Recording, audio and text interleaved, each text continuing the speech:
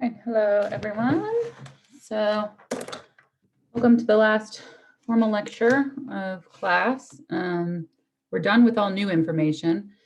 So you guys have your, you have your final test this Sunday, Monday, and then you have the final exam. It'll be open starting a week from today, so Thursday and then Friday. So what do y'all want to talk about? Is anything that people want to go over? I did have one question. It was sort of a general, someone emailed me sort of a general question saying, what is the test like and how many questions are from each chapter? I can't give you crazy details like that, but I can tell you it's 52 multiple choice questions and you'll have 3 hours to take it. And it encompasses everything. So you just have to go through all the chapters and have an understanding of them. Kind of your typical final as far as which chapters things are from, it's from all of them. So any subjects you guys want to mess around with? And if not, if you can't think of anything, I can throw a question or two out there and I can give you guys some time to work on it and then we can play around with it.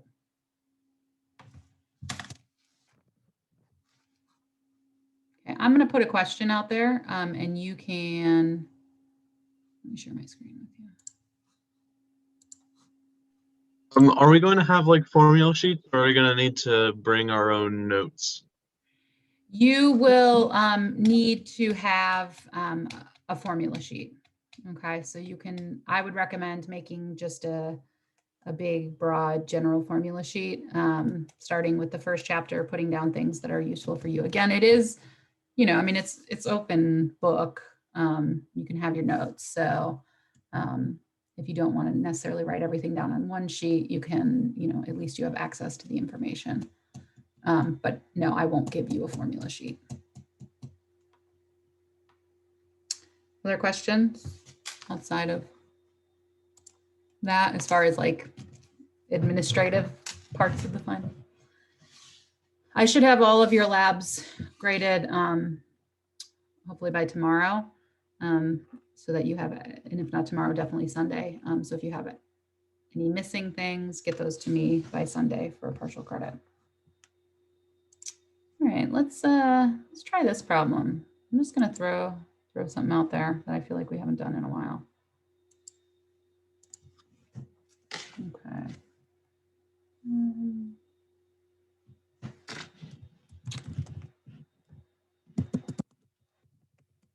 A compound contains 40.0%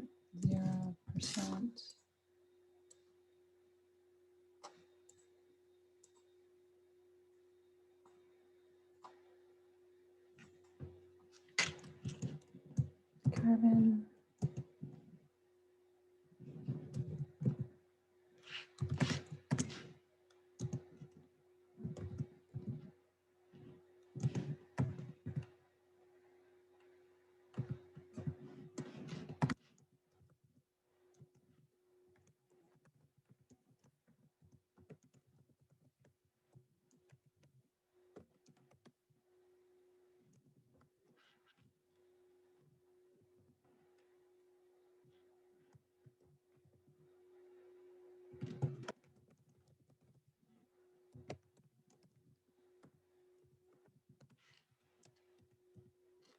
Okay, and this is really quick. Let me show you. In Moodle, there is a practice exam. It's not exactly formatted the way your final is, but it might be good practice. It's multiple choice. So it's right in here. So you have a final exam practice test and a final exam test key. That's where I'm pulling some of these questions from. So if you don't want to write this whole thing down, this is number 7 on that. Okay, so if you just want to put 7 on practice exam. Not sure where we're getting it from. So a compound contains 40% carbon, 6.7% hydrogen, 53.39% oxygen. The molecular weight is 60.05 AMU. you're trying to find the molecular formula. So with these problems, I'm only going to give you about 2 minutes, even though they may take longer than I'm only going to give you about 2 minutes to set them up. Maybe not go through every single detail on it, but try it out conceptually, and then I'll go through and go over it. But just so we can get over more things, I'm not going to give you a full time to solve it all.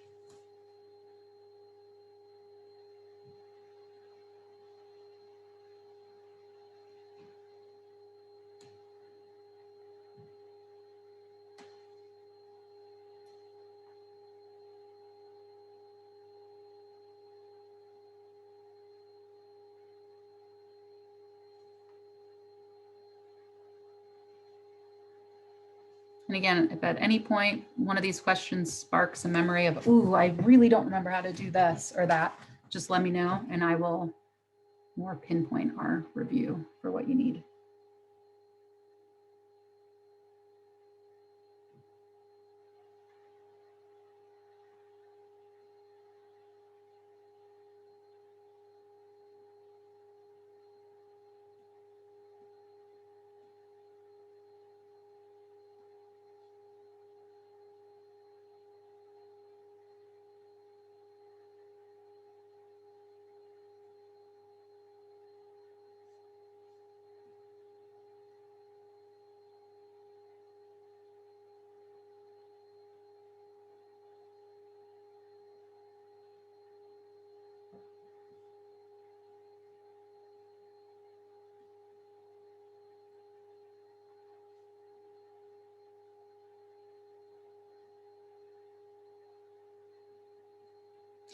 Okay, so this was in the chapters where we were talking about grams and moles, moles to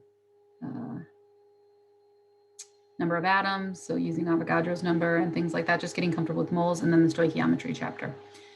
So remember the difference between an empirical formula and a molecular formula. An empirical formula is going to be the lowest ratio, okay?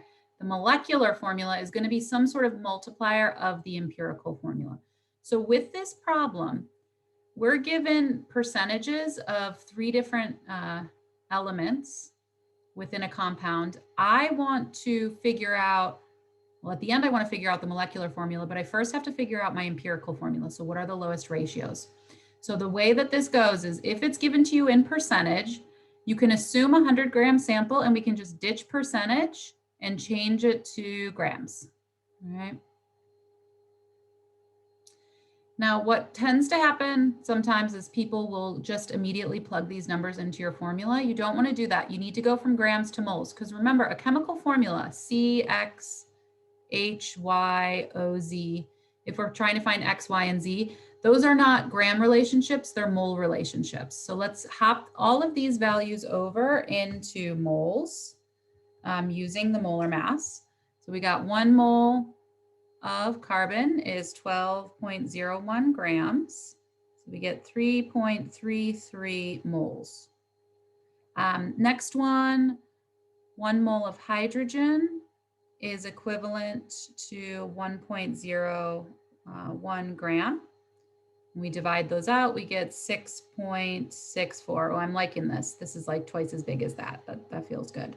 The last one here, 1 mole of oxygen, and this is not talking about diatomic oxygen, it's talking about oxygen within the compound. So we don't use 32 for its mass, we would use 16.00 grams of oxygen, which will give us 3.33. This I like. So you can plug it into your equation, or you can just write here if you want to, and this is in moles. this ratio is correct. We just don't like it because it's not whole number. So to get it to whole number, the fastest way to do that is to divide everything by the smallest decimal. In this case, it's 3.33. So we'll divide this by 3.33, divide this by 3.33, and divide this by 3.33. What does that give us? It gives us a value of 1, 2, and 1. So now we know what our X, Y, and Z value are. C is 1, H is 2, and O is 1. So this is our empirical. Now it wants the molecular formula. So how do we find a molecular formula? Remember, move this over a little bit. Molecular is going to equal your empirical. So in this case, it's CH2O times N. And N is just a multiplier. It's telling you how much bigger is your molecular than your empirical. So the way we do that, N is going to be equal to your molecular mass divided by your empirical mass. Now, make a little note here, molecular is going to be given to you, okay? Or you'd have to figure that out experimentally, and you're not going to be running an experiment, obviously, in the middle of your final. So you want to check the problem and see, well, where is my molecular mass? And they do give it to us there. The molecular weight is 60.05. So to figure out N, we take our 60.05 and we divide it by the empirical's mass. Now, where is the empirical mass? Well, you've got to do just a little bit of calculation here.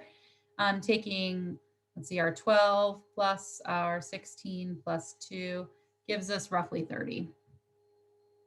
Okay, 60 divided by 30 is an N value of 2. So now you have to take this and you need to thread it back into this thing here, which says pretty much take whatever your empirical formula is and multiply it by 2. If I put 2 in for N, that gives me C2H4O2. All right, so empiricals here, moleculars here. Now this problem didn't explicitly ask you to solve for the empirical formula, but you need to have the empirical formula if you want to find the molecular. Now there could be a chance that a problem gives you the empirical formula, so you don't have to do all this work, you would just do this last step. Questions on that? I solved that in a completely different way just because I guess I didn't remember how we did this, but I came up with the same answer.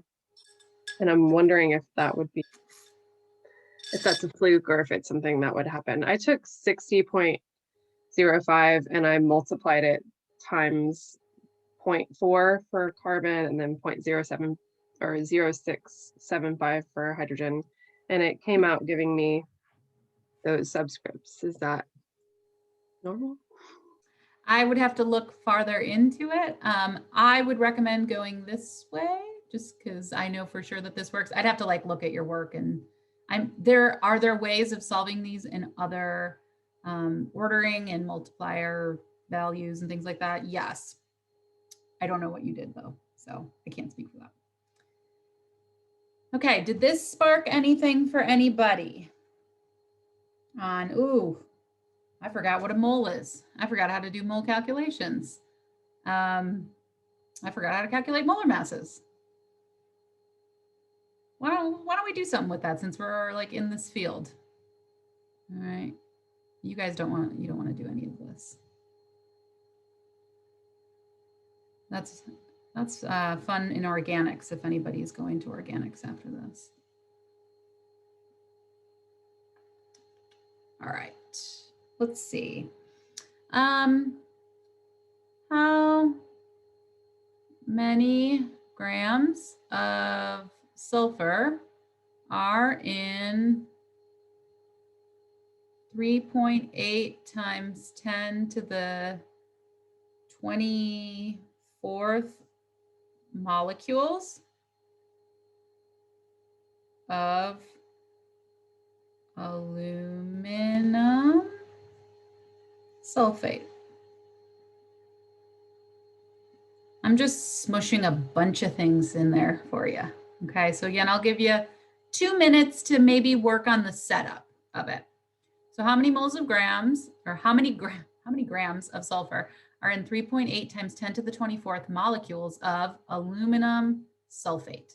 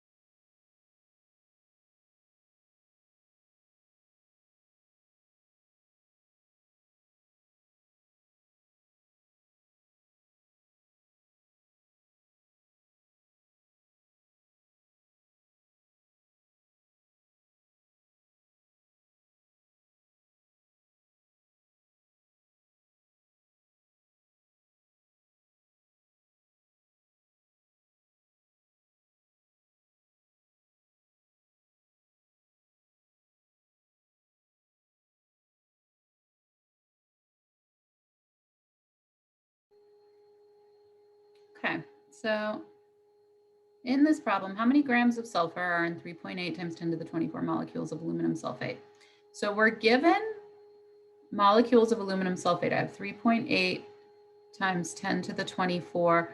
And then you need to know what aluminum sulfate is. So aluminum is Al with a 3 plus charge, sulfate SO4 with a 2 minus charge, flip flop Al2 SO4 3.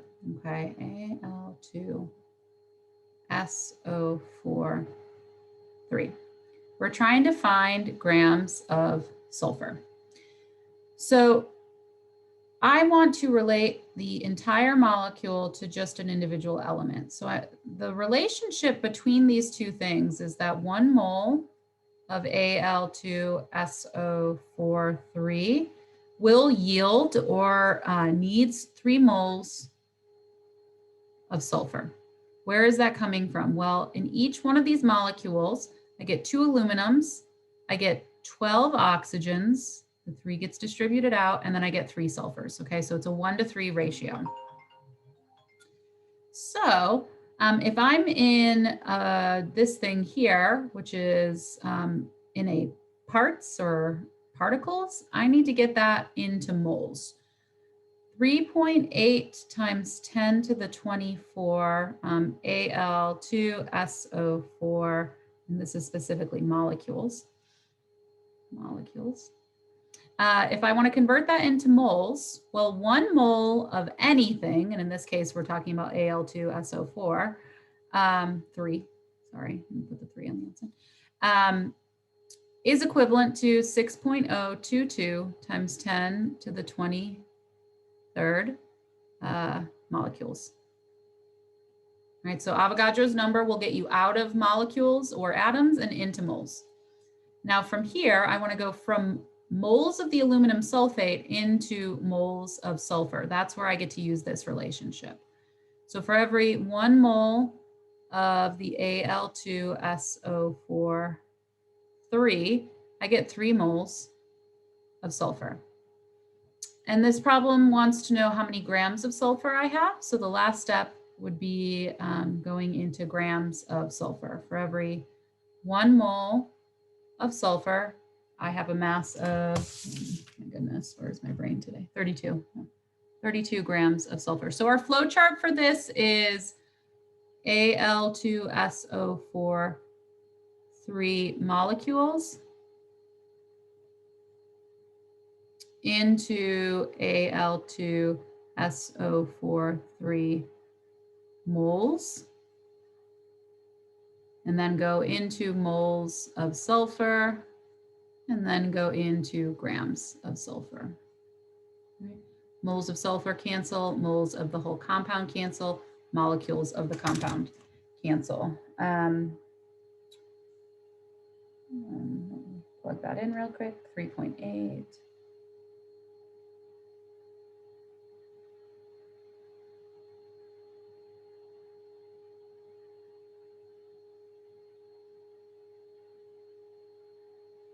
All right, so I get 2 sig figs here. So I would have 606, but I'll round that up to 610 grams of sulfur.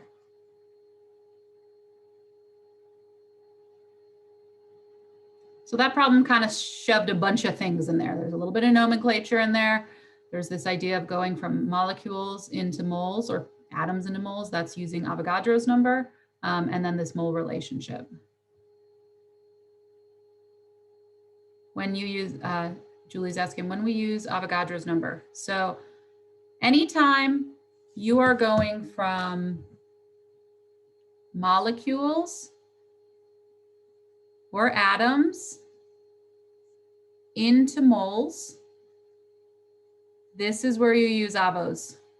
Okay, so right in here, I'm going to stick Avo number. If we want to go from moles into grams, that relationship happens using molar mass. So it's common sometimes for those to get flipped up. Julie, you got a question? Just thank you. Yeah. Oh, okay. Any other questions on that? I know that I think a lot of times students find this section to be the most challenging, especially if you don't like math. Okay, so let's do a limiting reactant problem. What am I doing here?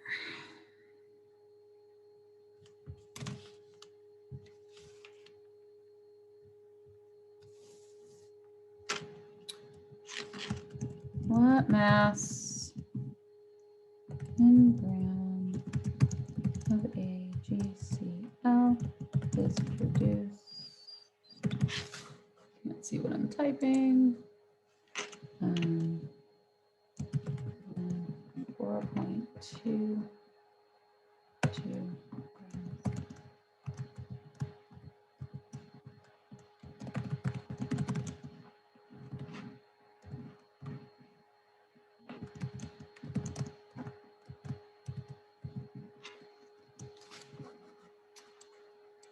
Okay, what mass in grams of AgCl is produced when 4.22 grams of AgNO3 react with 7.73 grams of AlCl3? And I will give you a balanced formula here. Hold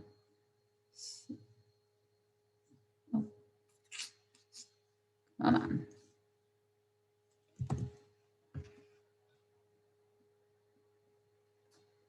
Three AgNO3 plus AlCl3 produce AlNO3 3 plus 3 AgCl. And this is number 6 on that practice test in Moodle, if you don't specifically want to write it all down. So again, I'll give you 2 to 3 minutes to get the setup and get it started. You may not finish it, but at least attempt it.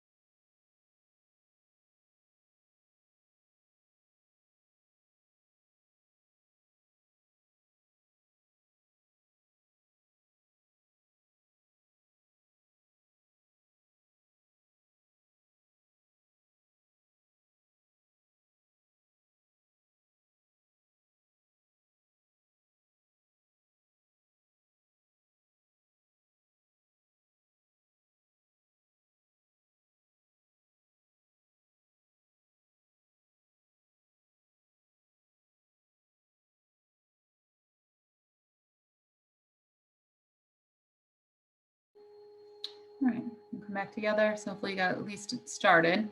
So this problem is a limiting reactant problem. It didn't explicitly say it's a limiting reactant problem. It didn't explicitly say that you're trying to find the theoretical yield, but that's what you're trying to do. It's saying what mass of one of the products is produced when you have a certain amount of this and you have a certain amount of this. So we know how many eggs we have and we know how much flour we have, but I want to know how many pancakes we can yield. So we need to get both of these reactants into their corresponding production of that given product. So start with the 4.2. I have 4.22 grams of this AgNO3. Now these relationships are stoichiometric relationships, are molar relationships. So we need to get out of grams and into moles. Best bet in general, like convert to moles. You know, you'll probably be, at least for the second half of the class, going in the right direction. 1 mole of AgNO3 has a weight of 169.88, 169.88 grams. Now we're moving towards this. This is the product we're heading towards. This one, we needed it in order to have the equation properly balanced, but at this point we can sort of just ignore this. So the relationship is 3 to 3, or a 1 to 1. 3 AgNO3 will produce 3 AgCls. Next step is to go back into grams because it does want it in grams, or this flow chart for stoichiometry is always grams of A into moles of A into moles of B, back into grams of B. So 1 mole, and this is mole, sorry, mole. 1 mole of the AgCl has a weight of 143.32 grams. So moles of the product cancel, moles of the reactant cancel, and grams of the reactant cancel, leaving us just grams of the product. So here I have 3.56 grams of AlCl. And I'm sorry, I ditched a Ag. No, we're good. Yeah. AlCl. So we're not quite done. We've got to go through that whole process again, but this time looking at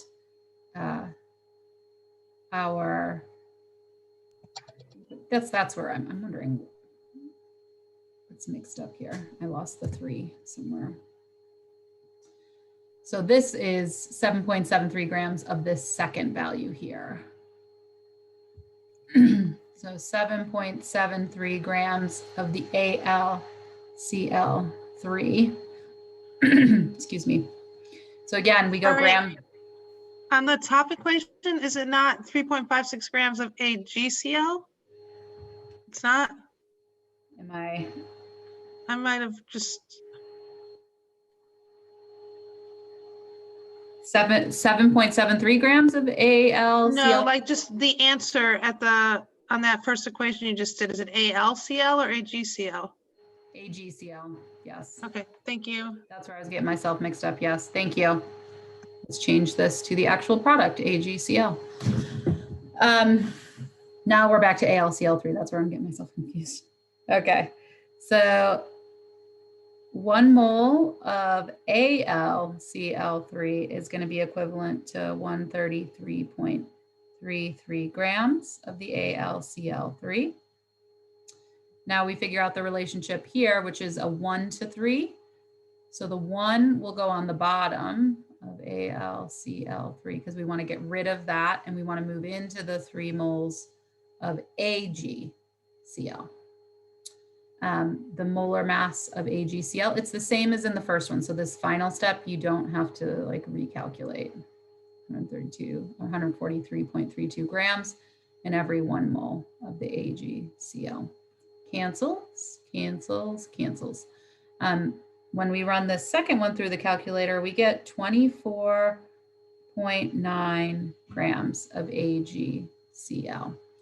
So the limiting reactant in this instance, just to layer some more information on, we would classify the limiting reactant is AgNO3. This is the limiting reactant The theoretical yield is whatever the lower value is. So this is our theoretical yield. And that's also the answer. They were just asking you what the theoretical yield is. Let's say, just to layer another thing on here while we're at it. What is the percent yield if your actual yield is 3.25 grams of AgCl? Just a minute for that.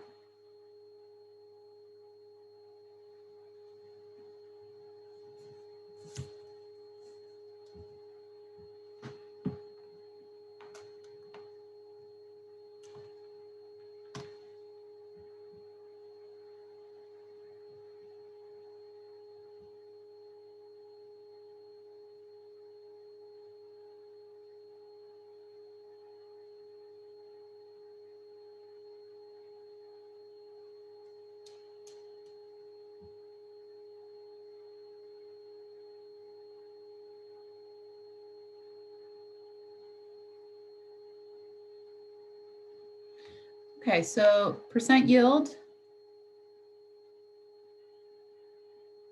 is actual over theoretical times 100, or A before T in the alphabet. So our actual was 3.25, our theoretical was 3.56, and then we multiply it by 100. Your value should be less than 100%. You can't really produce more of a product than what you have from your reactants, but sometimes if it's not unheard of if you've not taken the reaction to completion. So this was 91.3%. Pretty good percent yield.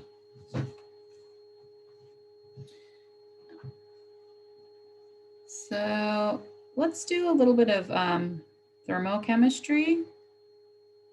I feel like that's another area that gives people some trouble. This is number 14 on the exam practice. So the value of your delta H of reaction for the reaction below is negative 790 kilojoules. The enthalpy change accompanying the reaction of 0.95 grams of sulfur is how many kilojoules? So here's our reaction. 2 sulfurs combine with 3 diatomic oxygens to produce 2 SO3s. And we're saying that this is an exothermic reaction with a delta H equal to negative 790 kilojoules.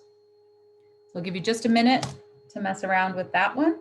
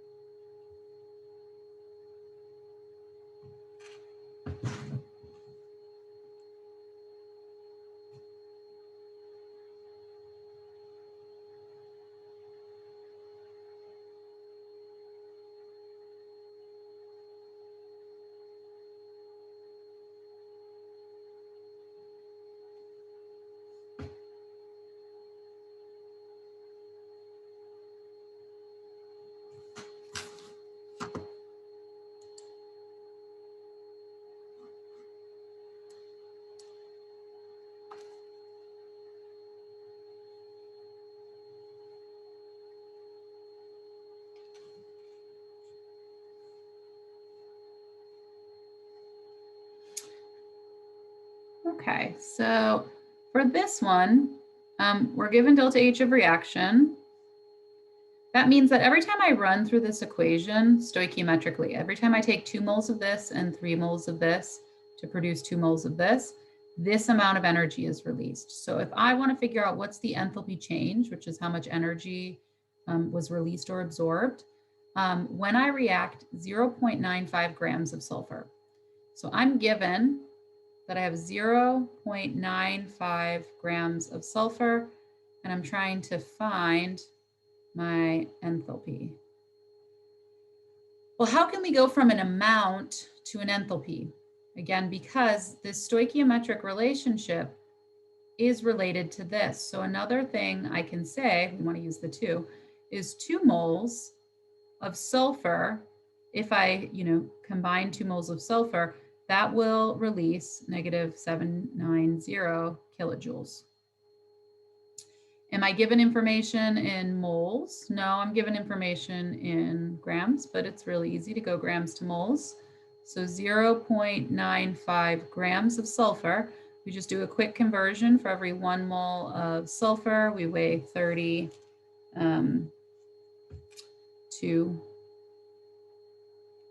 grams of sulfur.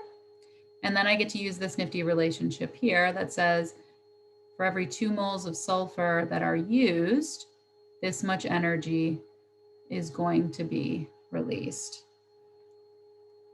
Moles of sulfur cancel, grams of sulfur cancel, and now we've got a set of units that are in energy.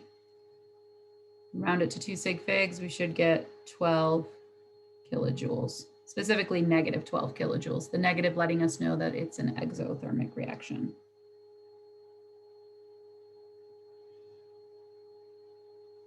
Do another thing with thermochemistry. So this is 15. We've got IF5. This is a gas. Is going to dissociate, break apart into IF3,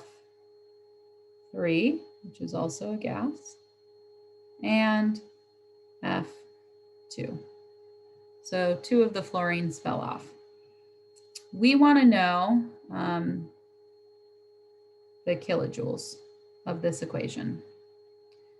Now, you are given 2 intermittent equations. You know that IF, gas, plus F2, gas, will produce IF3, gas. And every time this reaction happens, we get a delta H that's equal to negative 390 kilojoules.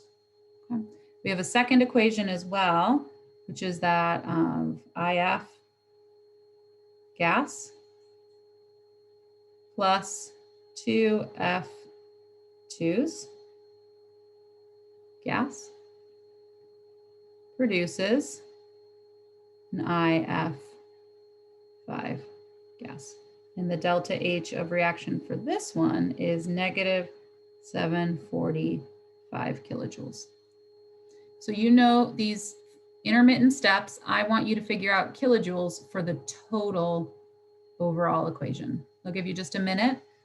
This is referencing, or we're going to be working with Hess's law.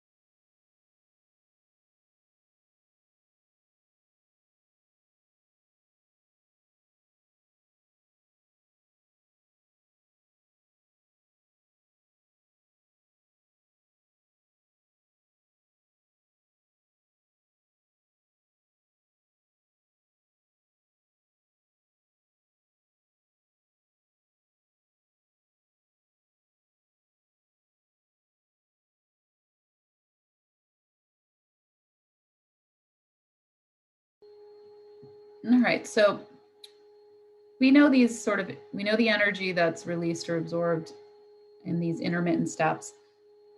We want to combine these two things together in such a way that we get this overall equation. So what I'll do is, there's certain things that I want on the product side, or certain things I want on the reactant side, and certain things I want on the product side. So for this, I want that IF5 on the reactant side. So I'm going to flip this equation around and have IF, and I'm not going to put all the G's in, IF 5 will produce IF plus 2 F2s. Now, when I flip it, remember that changes the sign. So my delta H is now going to be plus 390 kilojoules. If for some reason I needed to multiply one of these by 2 or 3, I would also have to multiply its delta H by that same factor of 2 or 3. In this case, I don't have to do that. I've flipped this one. And then if I just put this next one down here, IF plus F2 yields the IF3. The reason I'm going to keep it the way it is because IF3 here is on the product side and IF3 here is also on the product side. So I like that being there. So nothing has changed with that. Delta H is negative 745 kilojoules. Did I mix those up? I think I mixed those up. Sorry about that.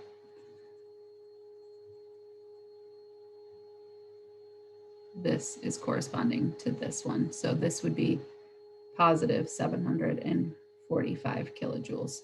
This guy would remain the negative 390 kilojoules. This guy will go here. So we've got to, just double check and make sure that when you add those two equations together, that you get the initial equation. And so anything that's on the reactant side, found on the reactant side and the product side will cancel. So this IF cancels with this. And then here's here's 2 F2s and here's just 1 F2. So one of these is going to cancel with this. And then what I have left is I have this IF5, no other reactants producing. I have an IF3 and an F2, which is our original equation there. So in order to do that, I flipped the second one, I kept the first one the same. And you just add those values together. As long as you're doing your flipping and multiplying as you go, you can just put a line under this and add them all together. So in this case, we get a value of delta H of 355 kilojoules.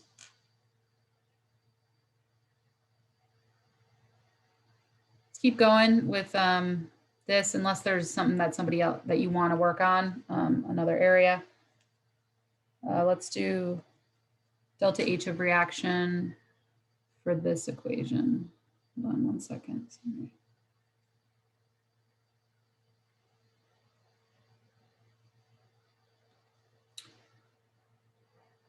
So given the data in the table below,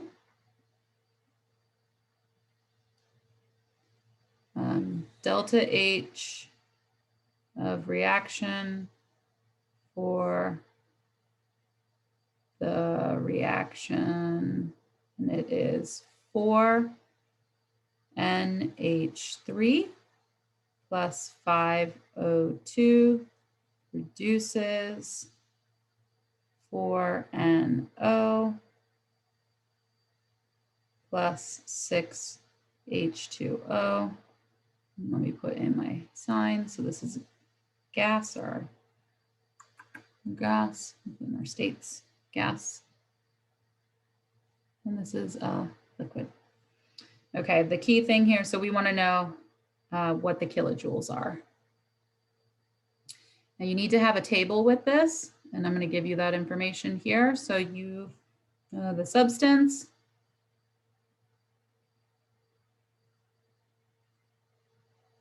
and we know it's delta H, not of formation, and this is in kilojoules per mole. So liquid water, H2O liquid, has a delta H of formation that is negative 286. NO gas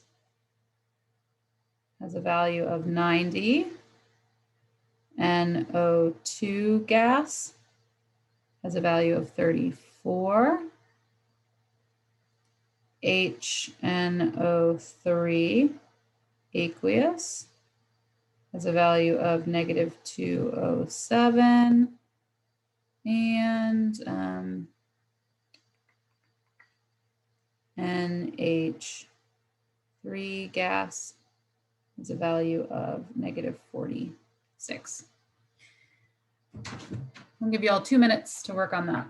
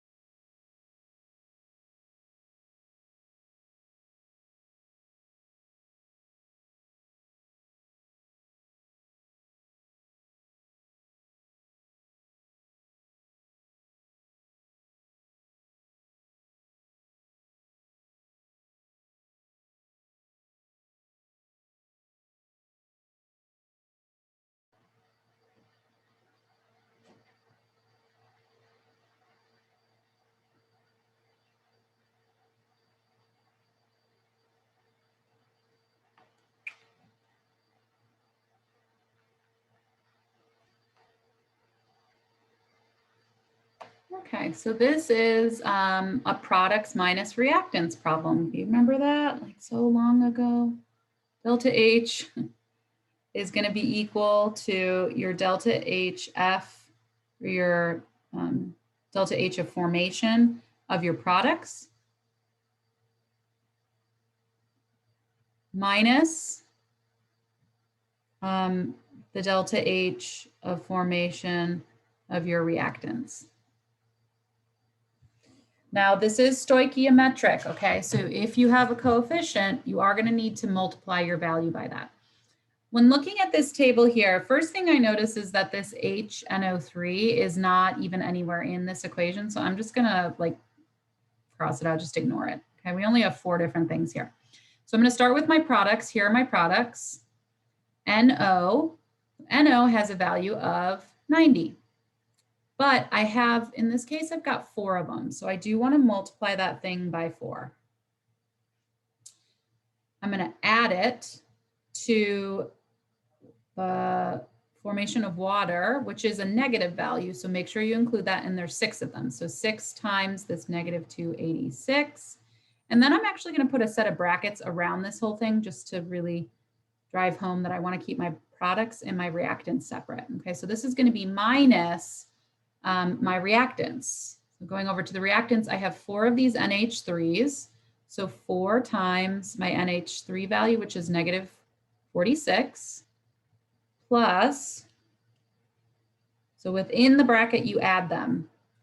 Between them is where you subtract. We've got our 5 O2s. Oh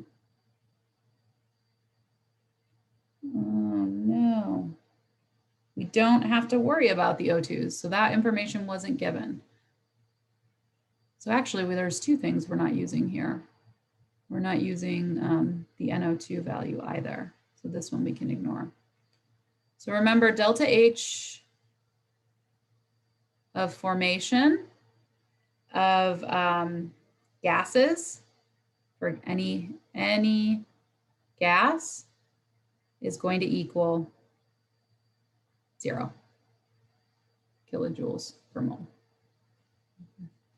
So I have 5 of these O2s, but I can just multiply it by 0. So we can kind of just ignore that. So I end up getting this negative value, or negative 1356 minus another negative value, negative 184. But remember, a minus and a minus work itself out into a plus. So we're taking a negative number and we're adding a little bit of positive to it to give us a negative 1172 kilojoules.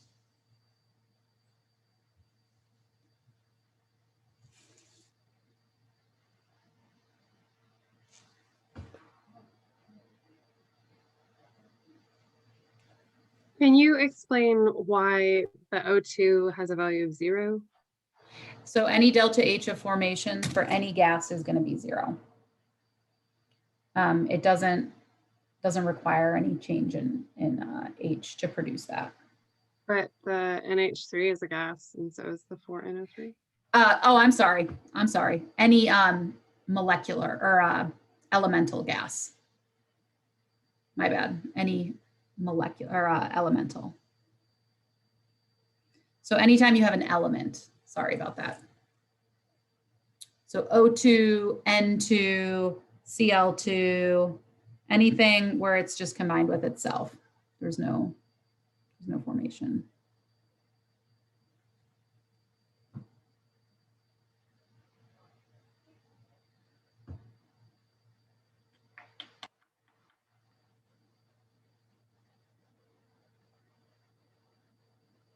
Other questions? Anything people want to talk about?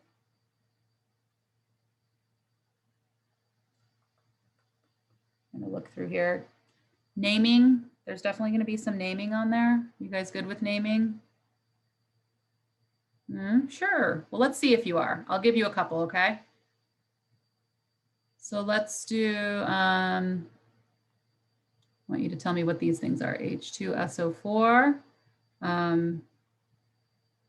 Cr2O3,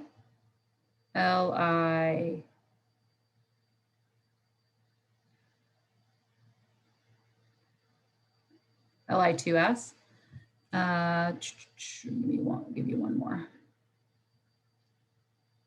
P3O4. Okay, name all those, and then I'll give you the names of some things. I want you to tell me what the formula is. So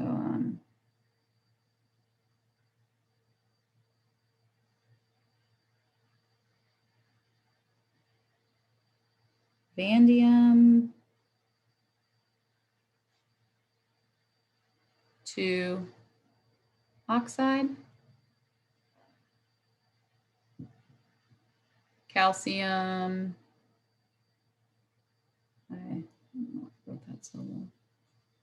Calcium hydroxide,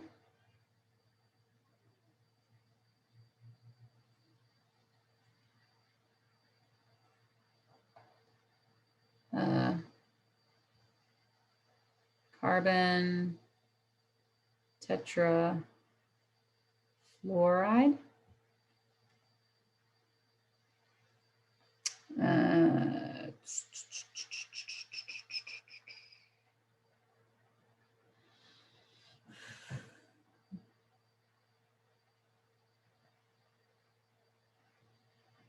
silver phosphate.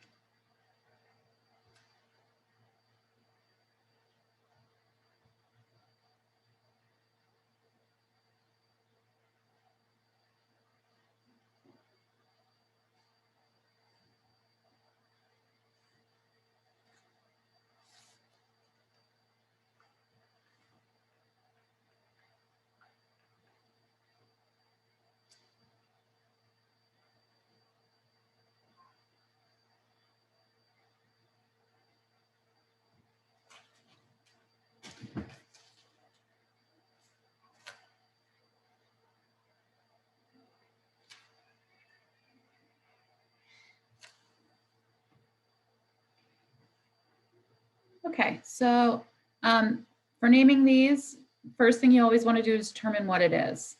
And so this first thing is an acid.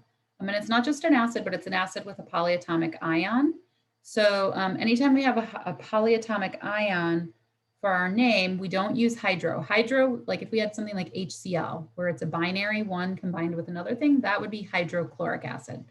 But here we are combining with a polyatomic ion. So we just take the root of the polyatomic ion. So this would be sulfate. So sulf, and we take the ATE and we ick it, sulfic acid. Now this is, oh no. I believe this is actually, no, this is sulfuric acid. So this one is an exception.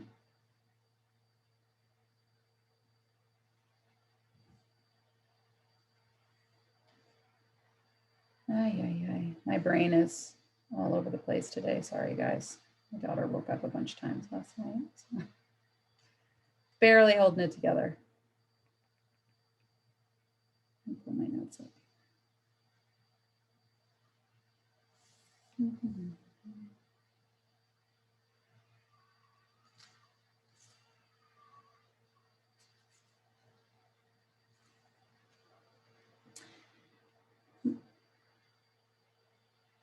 Sulfuric acid.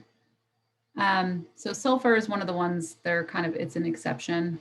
It likes to pull the whole UR as well. So sulfuric acid. If we had, let's say, H2CO3, this is carbonate, it'd be carbonic acid. That follows more of the traditional ATE to IC. I ate something icky. This one here, this is a metal combined with a nonmetal, and it's specifically a metal that has a varying charge. So we need a Roman numeral. So first we list the name of the metal, chromium. We put a Roman numeral in it, and then this thing is oxygen, so we I'd it, oxide. Now I want to go back and figure out the charge for the chromium based off of what I have on oxygen. So oxygen is a 2- charge, and there's 3 of them. So we have an overall 6- charge. So this thing has to be a 6+ charge. Well, there are 2 of them. So I need to take my 6+ divided by 2, and that would leave me with a 3. This is chromium 3 oxide. Some people go, well, can't you just, can't you just flip flop these? Sometimes you can, sometimes you can't.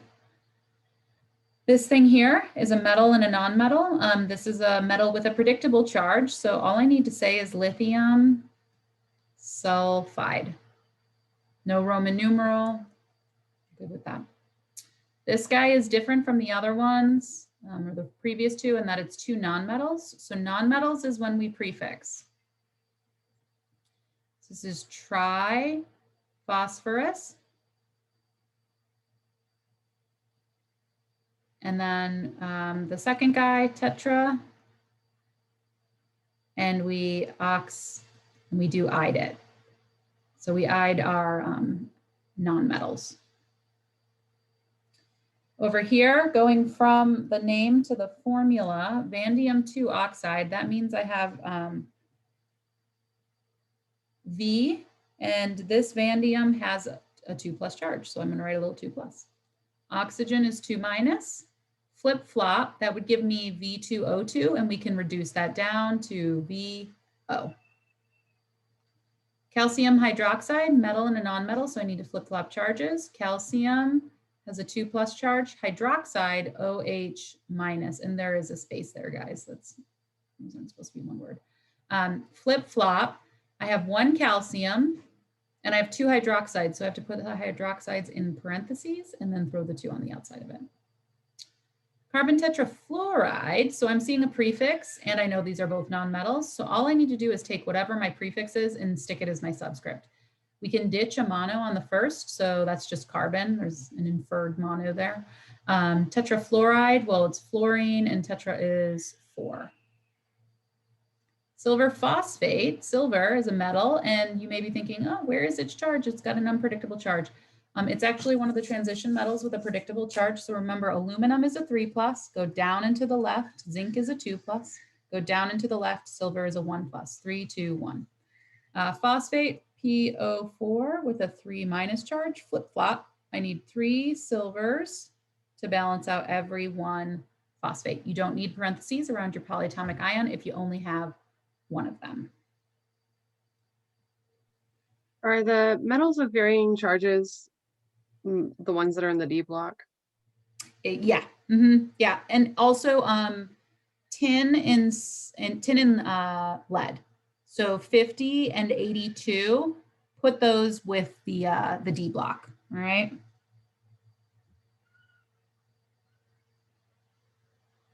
Other questions? I want to do one more thing. I want to go over one more thing. Let's do.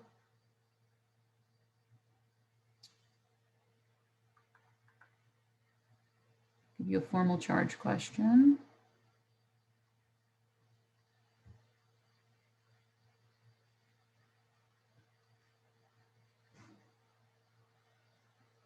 What is the formal charge for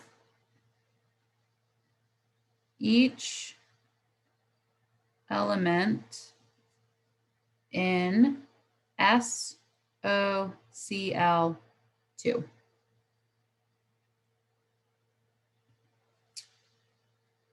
I'm going to give you a hint. You need a Lewis structure. Okay, so try it out. Lewis dot structure, go from there.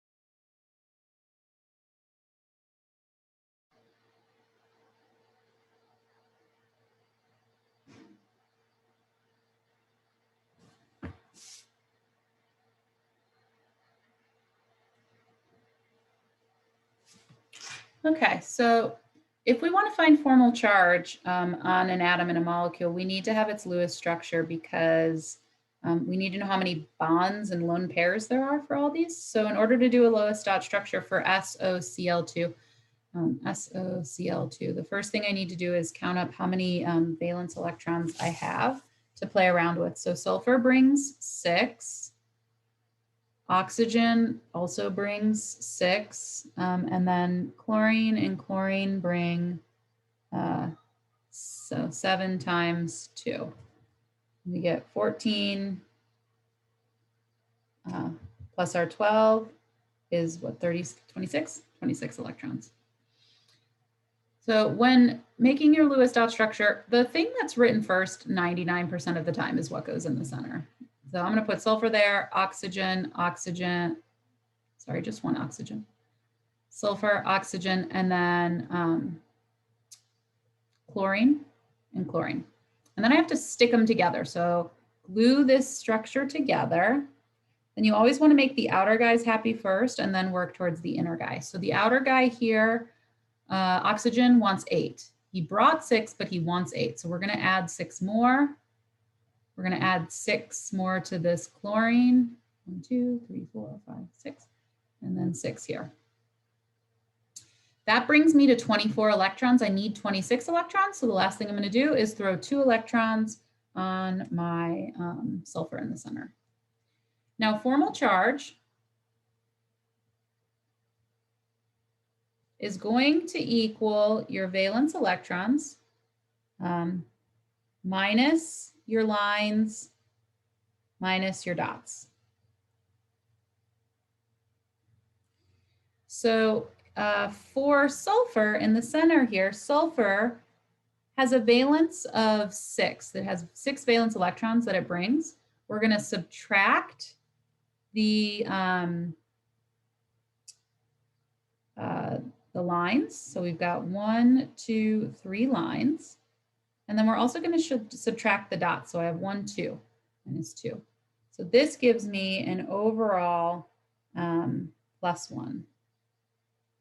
Right, 6 minus 3 minus 2 equals 1 or +1. This is for sulfur. Sometimes you'll see it written as a +1 next to it. Let's do it for the oxygen.